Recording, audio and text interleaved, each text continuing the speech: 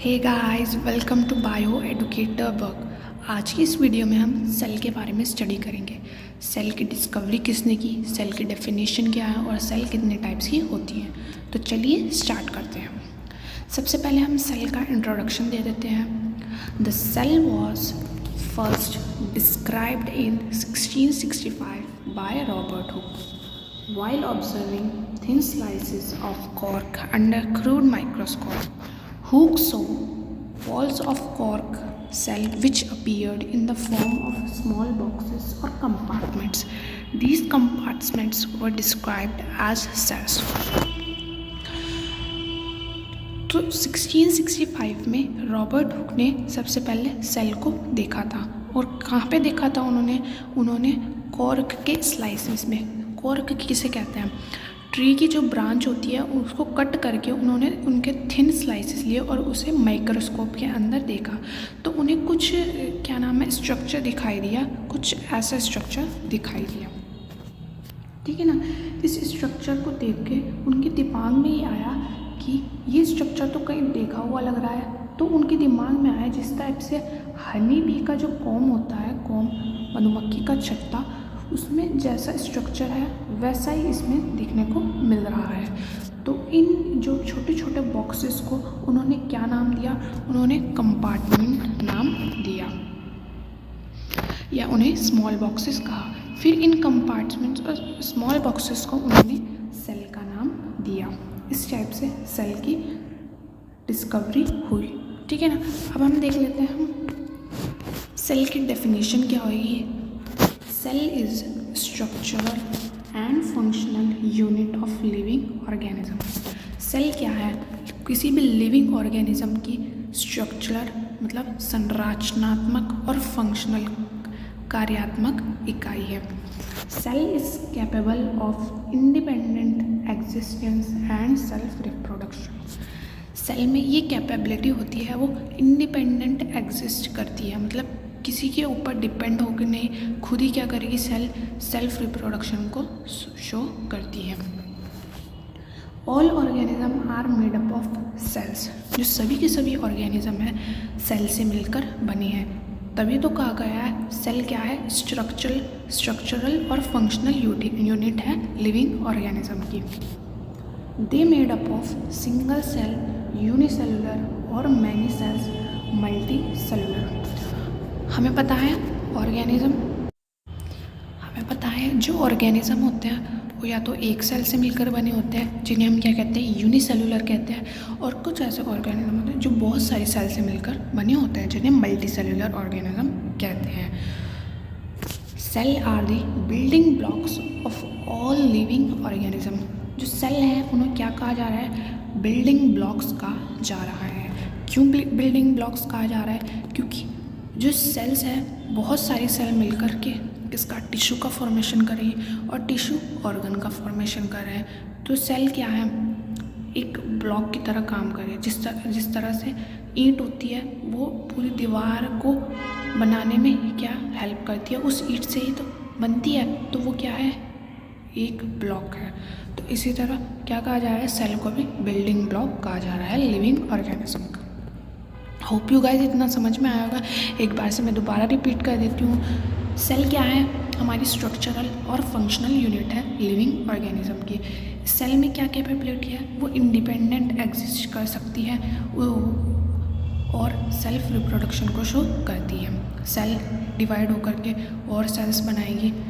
वे जो और सेल्स होंगे वो डिवाइड होकर के बहुत सारी सेल्स का फॉर्मेशन करेंगी। सभी ऑर्गेनिज्म जो है वो सेल से मिलकर बनी है, वो चाहे यूनिसेलुलर हो या मल्टी सेलुलर हो। ठीक है ना। अब हम सेल के टाइप्स देख लेते हैं। सेल कितने टाइप्स की होती है? सेल मेनली 2 टाइप्स की होती है, प्रोकैरियोटिक सेल और यूकैरियोटिक सेल। तो अब हम इसको डिस्कस करते हैं। प्रोकैरियोटिक सेल, यहाँ पर प्रो का मतलब है प्रिमिटिव, ठीक है ना, प्रिमिटिव है प्रो का मतलब, और कैरियोटिक का मतलब होता है न्यूक्लियस। मतलब जो प्रोकैरियोटिक सेल्स होती हैं उनमें प्रिमिटिव टाइप का न्यूक्लियस प्रेजेंट रहता है। तो they are characterized by the absence of nuclear membrane nucleus, nucleolus and most of the well developed organelles. जो प्रोकैरियोटिक सेल होती हैं उनमें क्या एब्सेंट होता है, न्यूक्लियस एब्सेंट होता है, न्यूक्लियोलस एब्सेंट होता है, और जितने भी वेल डेवलप्ड ऑर्गेनल्स हैं वो सभी के सभी इसमें एब्सेंट होते हैं।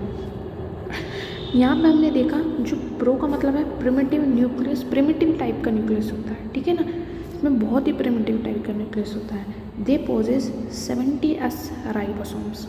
जो प्रोकैरियोटिक सेल होती हैं उनमें 70S टाइप का राइबोसोम प्रेजेंट रहता है।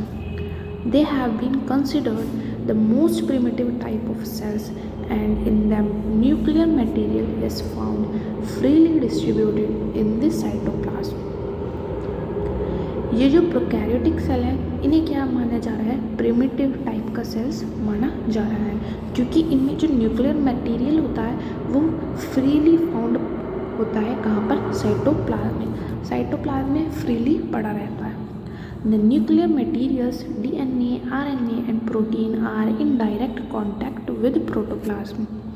अब जो न्यूक्लियर मटेरियल है वो फ्रीली डिस्ट्रीब्यूटेड है, साइटोप्लाज्म में है, तो वो किसके कांटेक्ट में रहता है, डायरेक्ट प्रोटोप्लाज्म के कांटेक्ट में रहता है। और न्यूक्लियर मटेरियल क्या है यहाँ पर, DNA हो गया, RNA और प्रोटीन, ठीक है ना, वह प्रोटोप्लाज्म के डायरेक्ट कांटेक्ट में रहता है। Bacteria, virus, PPLO and blue green algae are the examples of prokaryotic sales.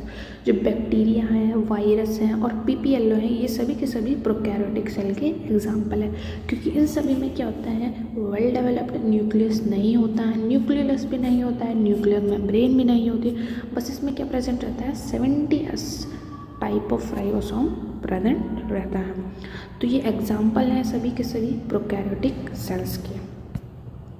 ये हमारा प्रोकैरियोटिक सेल का स्ट्रक्चर। यहाँ पे क्या प्रेजेंट रहेगा, सबसे सेल वॉल प्रेजेंट रहेगा, और जो यहाँ पर DNA है वो प्रोटोप्लाज्म के डायरेक्ट कांटेक्ट में है, और इसमें यहाँ पे राइबोसोम है, 70S टाइप का यहाँ पर राइबोसोम प्रेजेंट रहेगा। ये क्या है, फ्लैजिलम है, ठीक है ना, जो मूवमेंट में हेल्प करता है। ये क्या है, प्लाज्मिक DNA।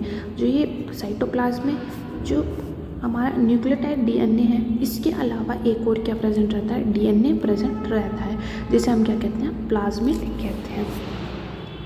ये क्या है, प्लाज्मा मेम्ब्रेन। ये यहाँ पर सबसे बाहर की साइड है कैप्सूल, और ये क्या है, हमारा पिल्ली। ये क्या करेंगे, जो हमारा बैक्टीरिया है उसे किसी सरफेस पर अटैच होने में हेल्प करते हैं, ठीक है ना।